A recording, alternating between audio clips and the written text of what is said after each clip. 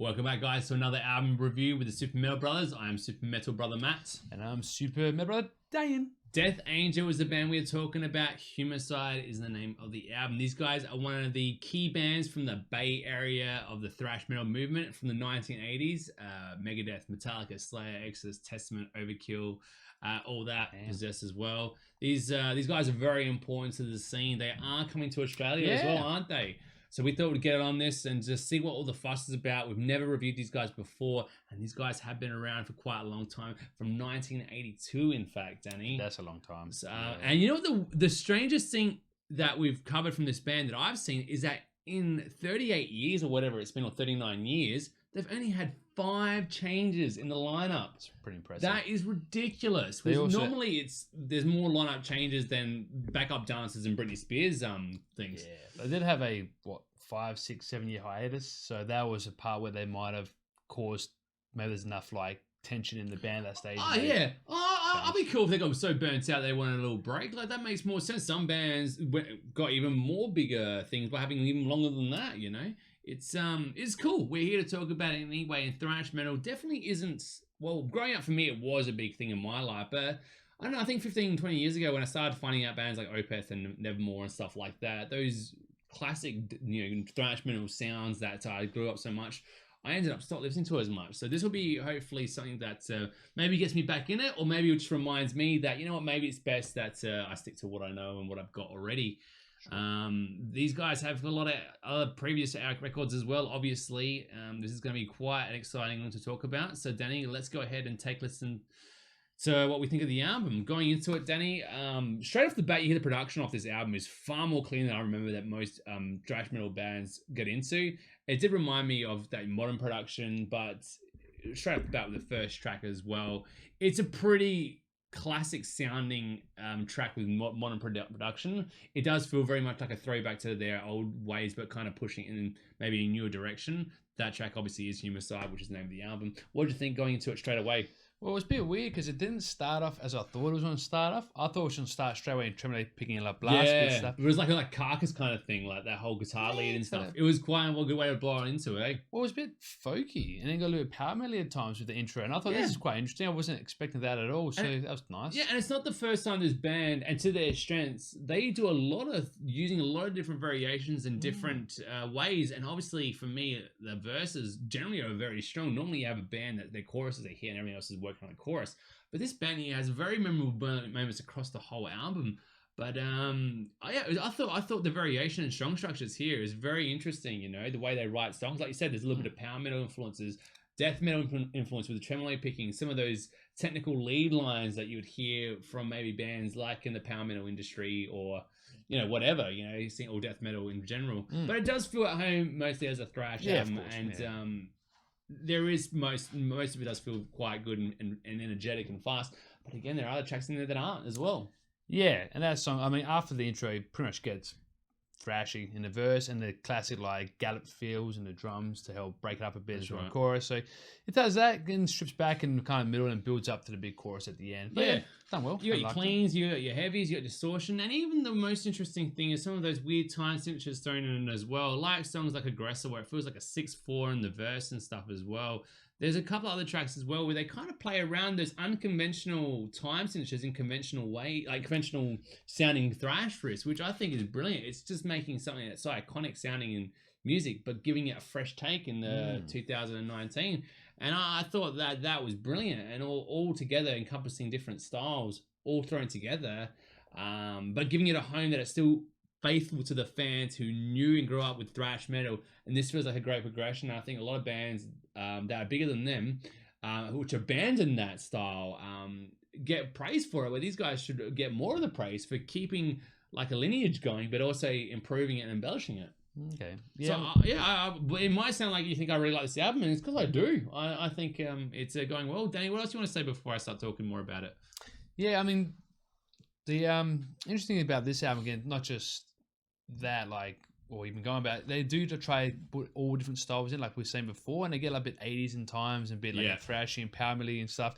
And it's like a piano interlude and like a piano string section, like at the end of track 4. And I've never heard a thrash band do like a whole piano and string section for a good like minute and a half. It's like the whole outro of one song. Well, that and song I'm even has a very throwback to that surprised. Rainbow. That interesting opening riff in track 4 came for Blood. How's the feel of the Yeah, classic 80s. Rainbow 80s, Yeah, 70s pre-Maiden almost, you feel. know? Yeah. Pre-metal, whereas that rock and roll, but it was faster, it was heavier, and the bands that would go on to influence it, that's what it kind of sounded like. It would then move away from it in that song, but really, really cool stuff, you know. The guitarists here, again, are just phenomenal. The way they use different ideas and different shredding, and the shreds are generally pretty good. There's a couple of really, really great solos, especially one towards the end of the album I thought was really good. I think it was a Revelation song. That was just an unreal performance on the solo.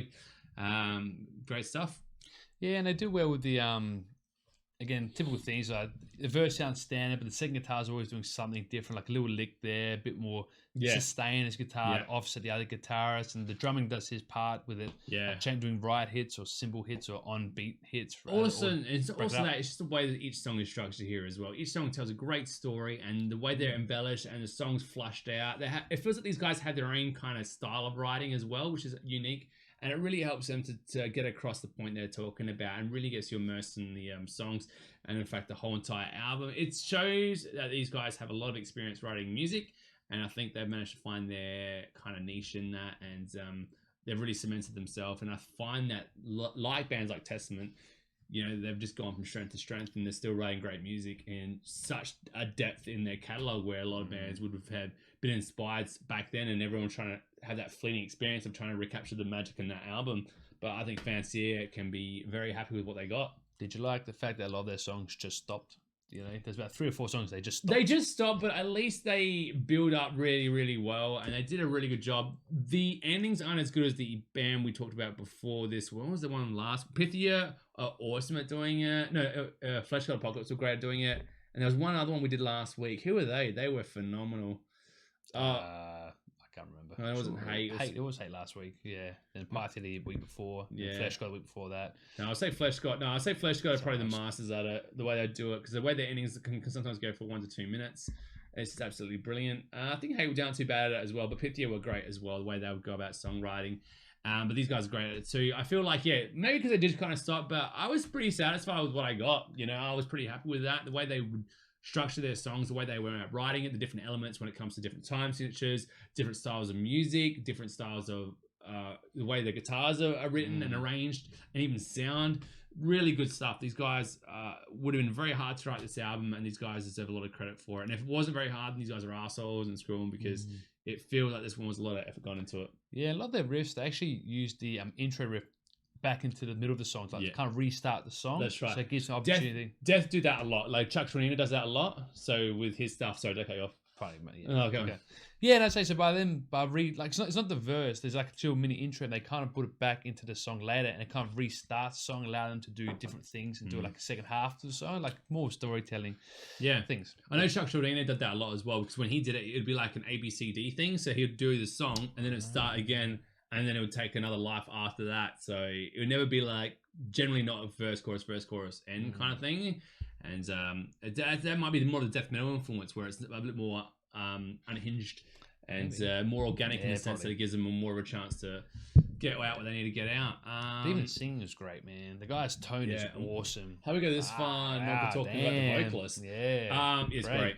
Lots of variation. Yeah. He does sing. Yeah, and he gets pretty high. I think one of the songs he does. I think like the last song or something. Was it Ghost of Me? I think it was. It gets quite high. But even his that screaming he does is actually quite high. It just sounds like he's screaming. It's actually a note, and it's actually quite high. But then he does his melodic singing, and he's like, wow, that's a really nice note. Like the Revelation song, he does all that bluesy stuff to help the end of it. That was super, super cool. Yeah.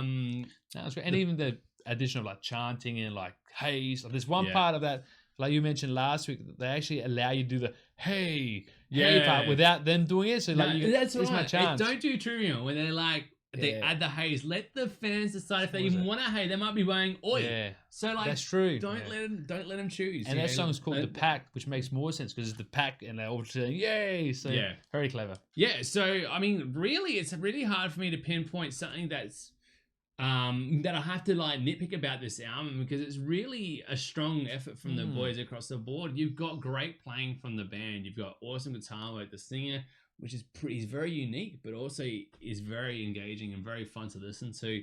The biggest thing is that if you're not a fan of thrash metal at all, it might get tricky still because it really does feel like it has a home. It has a certain aggression about it, this album, and the style of vocals are very abrasive. They are awesome though, but again, if that's not your thing, it might be tricky because, and that's good. You know, like why would you want to placate to those fringe fans? You know, this is for people who love their metal aggressive and fast and loud. And I think this album here is a very good album, one of the best ones we reviewed this year.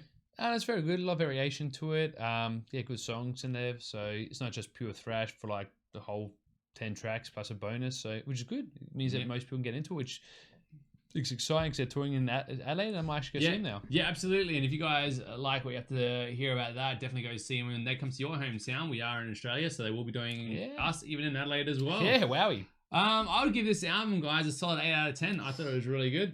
I gave it a 7.5. 7.5. I was only giving it 7.5, but I thought, nah, for a thrash metal fan, this is exactly what you'd want.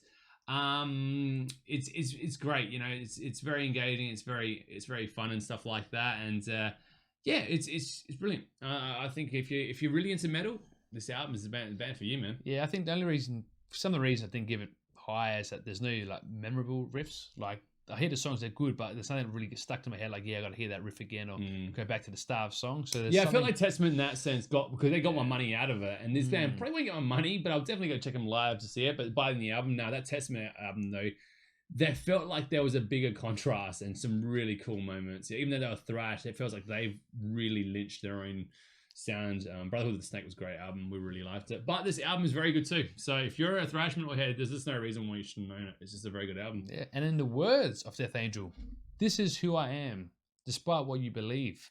A formless figure from the depths, destroying all I see. And with that, we are at the end of our show. Let me guys know what you think of this album and leave it in the comment section below. And with that, I guess we'll see you next time. Indeed. See you guys later.